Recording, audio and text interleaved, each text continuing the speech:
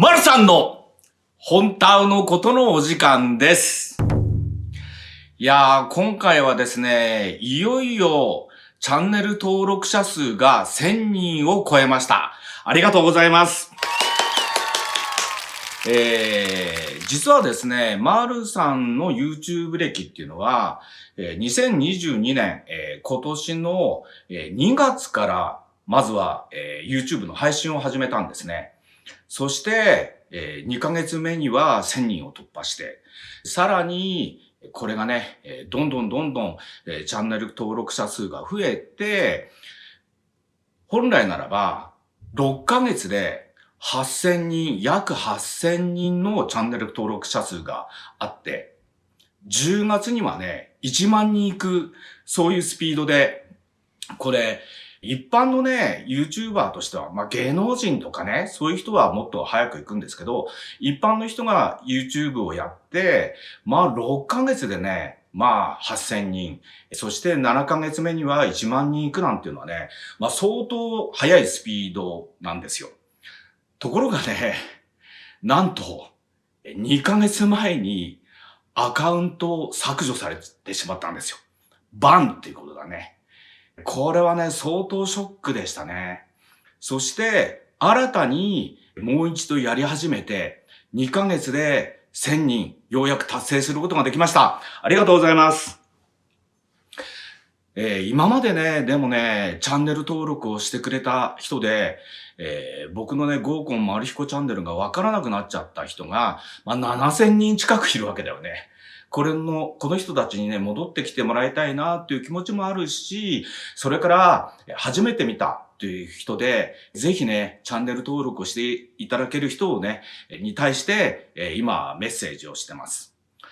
なんで、僕のアカウントが削除されてしまったのかというと、明確に理由は3つあります。これね、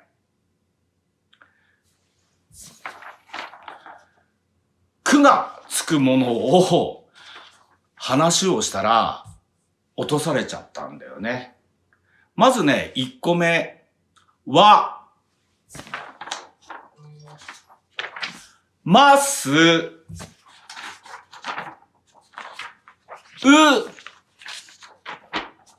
ライナの話をしたら、何回かね、警告を受けて、最初は1週間配信停止の処分を受けて、2回目は2週間配信の停止を受けて、そして最後は、これのことを喋ったんだよね。そしたらね、いきなりアカウントがなくなっちゃったんだよ。これね、なんでこれを話をすると、アカウントが削除されてしまうかというと、これもね、本当のことをちょっと話します。この人ね、楽天の三木社長を、いろいろと暴露してきたんだよね。それで、個人的なね、ことの暴露ってあんまり良くないなと思うんだけど、その暴露されてしまって、三木さんはすごい怒っちゃったんだよね。そして、彼は、YouTube ってね、Google だから、Google のね、日本側の YouTube のね、いわゆる広告スポンサーで、筆頭なんですよ、楽天さんは。で、それで、ミキさんは怒って、アメリカの、Google 本社に行って、この名前を出した人は、もういきなり、NG だと。いうことを指示してきたんですよね。で、僕はそれをね、気がつかずに、この人のね、話題をしてしまったために、とばっちりを受けたといえばとばっちりを受けたんだけど、それで、アカウントがいきなりもう削除されちゃったんですよ。でね、それはショックだったんだけど、この時にね、次にどうしようかってことで考えました。やっぱりね、暴露系ってあんまり良くないんだよね。人の悪口を言うとかさ、それが真実だったとしても、他人をね、貶めるようなことって良くないなと思ったので、そういう話は、極力しない方がいいなというふうに、僕は、路線を変更しました。でもね、その8000人行ってた時の一番人気があったのはね、激ヤバ本タオシリーズってやつだったんだよね。激ヤバ本タオシリーズで、まあ最初にね、1万回再生数を突破したのが、原子力の闇っていうね、前編後編あったんですけど、それを出しました。うん。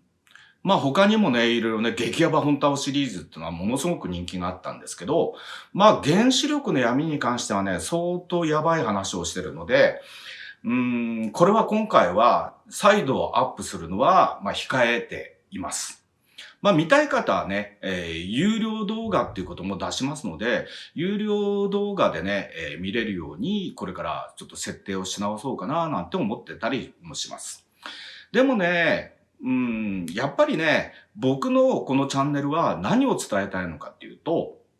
本タウのことを伝えるチャンネルなんですね。本タウのことって何なのかっていうと、本当って漢字でね、本当って書くと、まあ真実という意味でもあるんだけど、本タウは、本タウと本当は意味が違うんだよね。ほとんどの人はどう違うのかってわからないと思いますが、そのどう違うのかっていうのは僕のね、オリジナルのコンテンツなので、まあこれは僕の講演会とかにね、来てくれた方に、あ、そういう違いがあるのかっていうことがね、わかるような講演会を何回もやってます。なのでね、その辺のことを知りたいという人は、直接僕に会いに来ていただければと思います。さてね、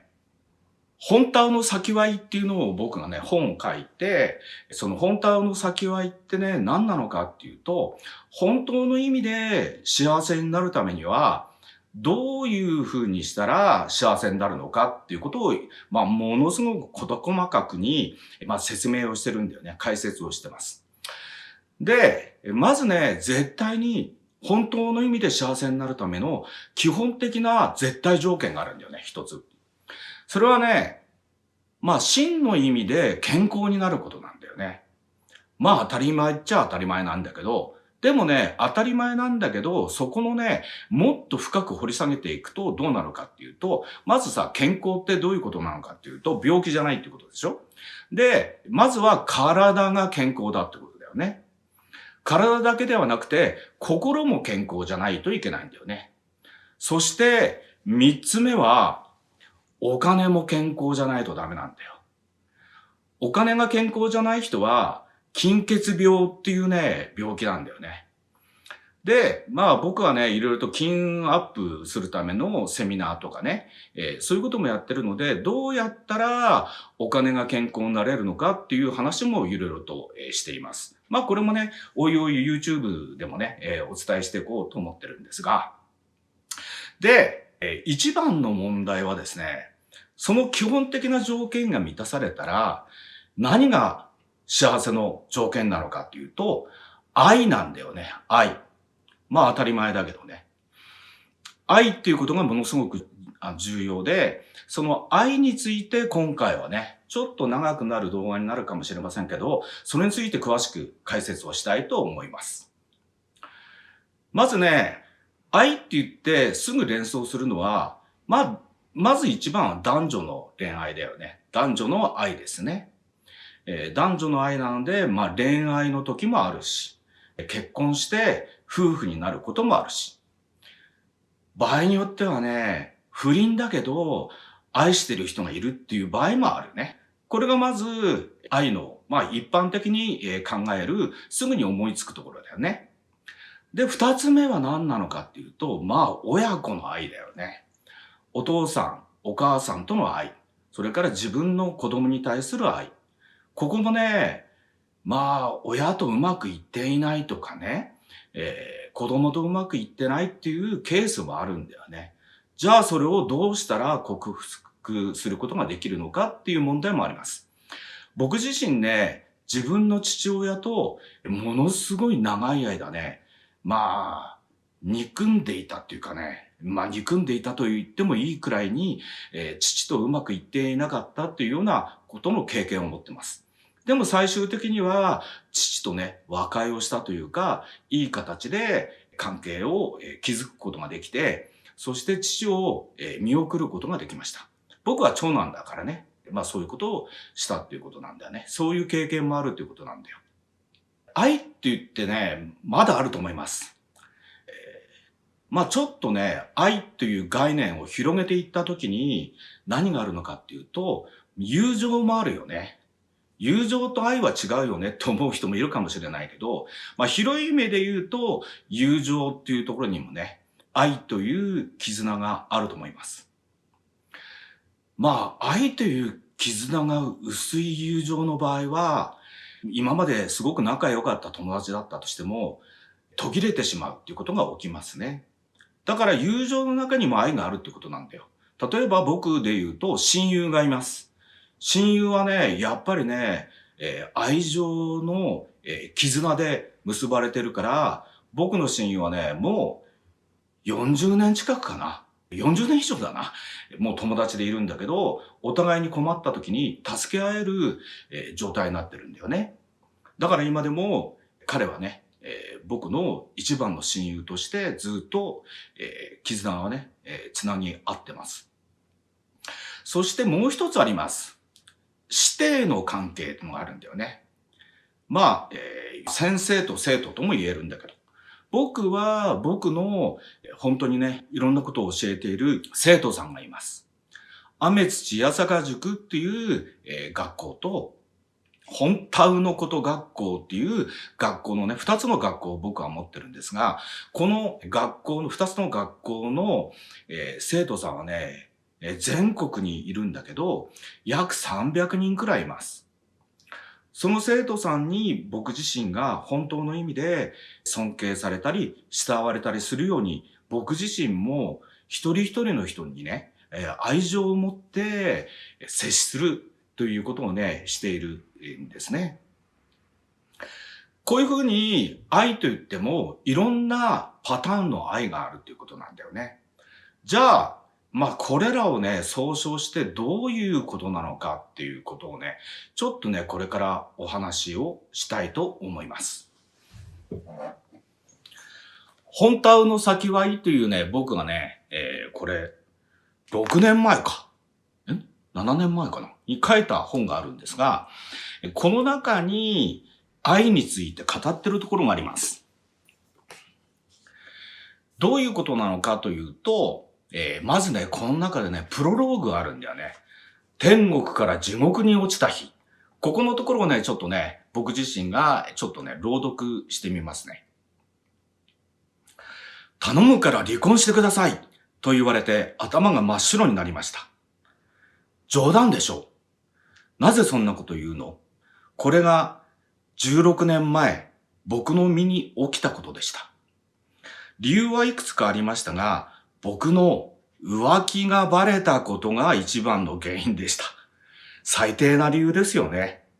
本を出版するというのに、そんなだらしない書き出しで、この本大丈夫なのかしらと書店で手に取って躊躇する方も多いかもしれません。でも、この本は僕が体験したことから一番大切だと感じたことをお伝えするのが目的なので、嘘を偽りなくお話しするためにもこの書き出しにしました。当時の僕はいくつかの成功事例を持っているプランナーであり、プロデューサーであり、企画コンサルタントというそれなりに仕事が順調にいってる人でした。僕が行ってきた仕事のいくつかのお話をすれば、例えば、銀河鉄道999を走らせて、JR で999円の記念切符を発売したとか、ゲゲゲの妖怪楽園というプチテーマパークを作ったとか、なんていうものがあり、さらには合成界面活性剤は一切使わずに汚れを落とすだけじゃなく、排水が河川の汚れを落とす究極の洗剤、善玉バイオジョーっていう洗剤なんですが、それを企画したなどということがあった。善玉バイオジョーに関してはね、未だにもう、20年近く売られてるんですが、現在でも洗剤の売上部門の中ではベスト10に入る、そういう、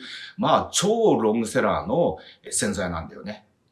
これね、これを企画をして、世の中に出したというのが僕なんですよ。知ってる人もね、いるかもしれませんね。善玉バイオ上はね。あのイベントやあの商品を企画した人、プロデュースした人なんですかと、笑顔で迎え入れられる実績を持っていました。ですから、今から思えば、その当時は自分のことを仕事ができる偉い人だと勘違いをしていて、随分と鼻が高く伸びていったのだと思います。かっこ悪いですね。とても恥ずかしい話です。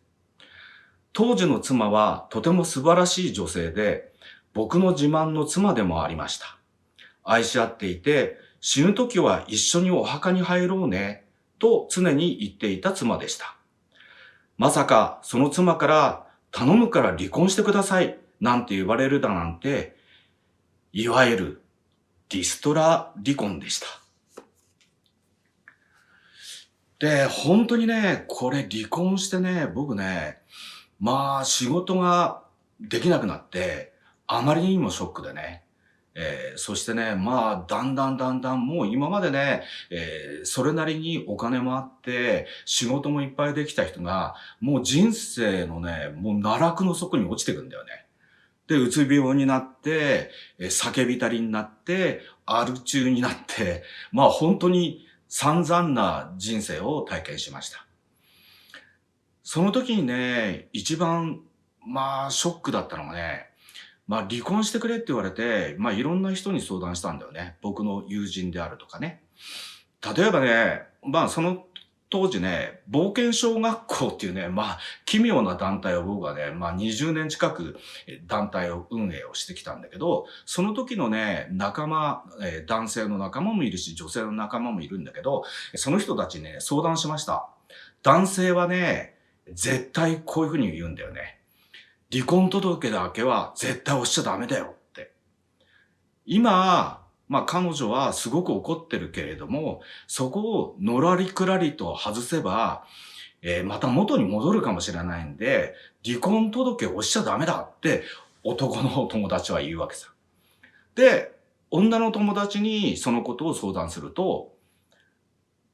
彼女ね、F ちゃんって言うんだけど、F ちゃんはものすごく、なんていうかな、肝が据わってる人なので、そこまで言われたら、彼女の気持ちは絶対変わらないから、それは離婚届に反抗をした方がいいよっていうわけさ。これね、どういうことなのかっていうとさ、全く意見が真っ二つに割れるわけじゃない。だからその時にもね、本当ってどっちなんだってこともね、やっぱりね、思いましたね。そして、決定打はね、その当時僕が仲良くしていたアダム徳永さんっていう人がいるんだよね。アダム徳永さん。女性の方が、アダムさんのことをね、知ってる人は多いと思いますね。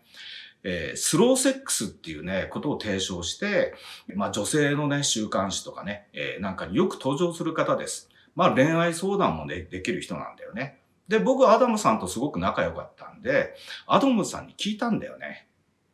そしたらね、アダムさんにこう言われたの。マルさんは奥さんのことを本当に愛してるのって言われたんだよね。もちろんですって言ったら、じゃあ、マルさんの思う愛ってどういうことだと思うって聞かれたんだよね。愛ってどういうことだと思う？ここが重要なんだよね。愛は相手のことをすごく自分は愛してると思ったら愛なのかというと、それはそれで間違いではないんだけど、それだけでは足りないんだよね。例えばね、その F ちゃんがどうしても離婚してくださいって言うんであれば、その F ちゃんの気持ちを察したら、離婚をしても愛は残るんじゃないのって言われたんだよね。愛は形ではないし、相手のことを所有することでもないよね。心の問題だから、本当に愛してるんだったら、離婚したとしても、丸さんの愛は揺るぎないものでできるんじゃないのって言われたんだよね。いやー、これに関してはね、理屈的には非常に通ってるし、グーの音も出なかったですね。そうか、そういうことか。僕は F ちゃんをものすごく愛してるけど、彼女のことを所有するっていうことではいけないんだと思って、僕は離婚届に反抗をしたんだよね。そしたらね、その時にね、理屈では分かってやったんだけど、むちゃくちゃ落ち込んで、もう仕事なんかやる気がなくてね。いやー、仕事がいっぱい来るわけさ。でも僕の仕事って企画コンサルタントじゃない。ということは、僕のメンタルがダメになってたら、そういうね、物事を考える仕事なんかできないんだよね。だからもう本当にね、仕事の依頼は来るんだけど、それを、全部断って、え行くしかなかったんだよね。だからお金がどんどんどんどんなくなって、本当にね、悲惨なことになりました。もちろんね、離婚したから、離婚した時のね、いろんな費用とかもあるからね、どんどんどんどんお金がなくなっていくだけなんだよね。本当にね、無一文になりましたね。だから僕はお金っていうことに対してもものすごく自分が体験したことのね、すんごい、重い体験をしたので、お金に対してもよく分かってるんです、今はね。そして、最終的にね、気づいたことがあります。愛の本質は何なのかっていうことなんだよ。大概ね、恋愛とか夫婦とかで、相手と愛してると思って最初は付き合うんだけど、うまくいかなくなった時にね、どうなるのかというと、私はあなたのことを愛してます。だからあなたも私のことを愛してくださいっていう、そういう関係になるんだよね。でも、要は自分が愛してる、愛を与えてる、その代わり私のことを愛してくださいっていうさ、そのギブアンドテイクのような関係になるんだよね。で、あなたは私のことを愛してくれてないじゃないですかっていうと、あなたは私のことを愛してないのっていうような、そういう反応になってくるんだよね。でも本当は、そうではないんだよ、愛の本質っていうのは。これをちょっと見てください。これ、僕ね、書道家でもあるので、これは僕が、書いた愛という字なんだよね。愛っていうのはね、これね、こういう字があるじゃない？このね、真ん中にね、心という字があるんだよ。この心。この心という漢字を抜き取ると、受けるっていう漢字になるんだよね。愛の本質は何なのかっていうと、心を受け止めることなんだよね。これが愛なんです。自分が本当に本気で相手のことを愛してたら、自分のね、都合に合わなかったりとか、それから、ちょっと嫌だなと思うようなことがあっても、それを許してあげるっていう気持ちが必要だってことなんだよ。自分の思い通りに相手をコントロールするんではなくて、相手の気持ちを受け止めるということなんだよ。これが一番の愛の本質なんだよね。これは男女だけでもないんだよ。だから、例えば僕の中で言うとね、例えば親子との関係であるとか、それから友情であるとか、それから僕の場合はたくさんの生徒さんがいるから師弟の関係であるとか、そこがね、例えば先生の立場だからといって、僕が一方的に情報をあげたりとか、こうしなさいとかっていうことではなくって、生徒さんや弟子の意見も僕が受け止めるってことをしないとダメなわけさ。特にね、師弟の場合はそうだよね。よくね、裸の王様になる人っているんだよ。裸の王様になるのは、自分から、ヒエラルキーで言うとさ、上から目線でいろんなことを言うんだけど、相手の意見を聞かないっていう人がなると、いつかどうかね、自分が信頼していたという人に裏切られるっていうことが起きるんだよね。そういうことなんだよ。だから、今日のね、結論で言うと、愛の本質は何かというと、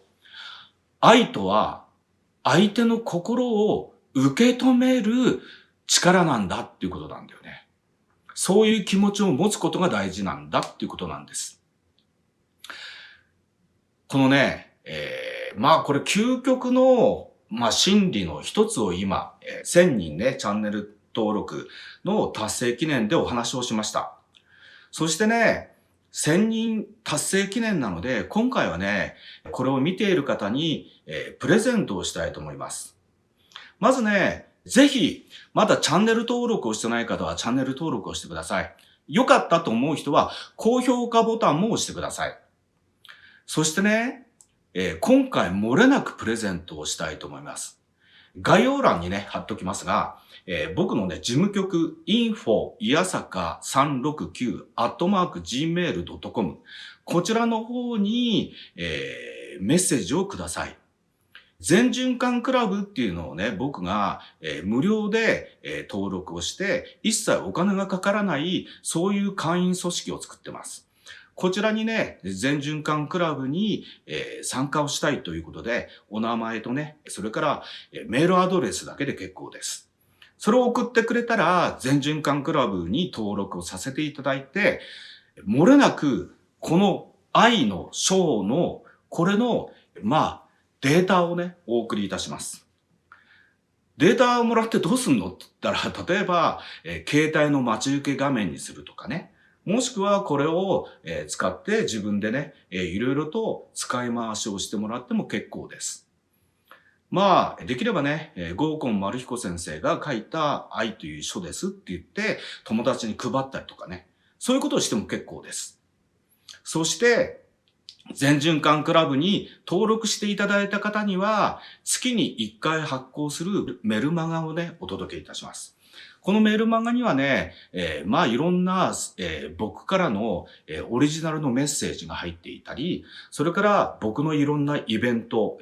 をやることをね、いち早く皆さんにお知らせをするというようなね、そういうこともしたいと思います。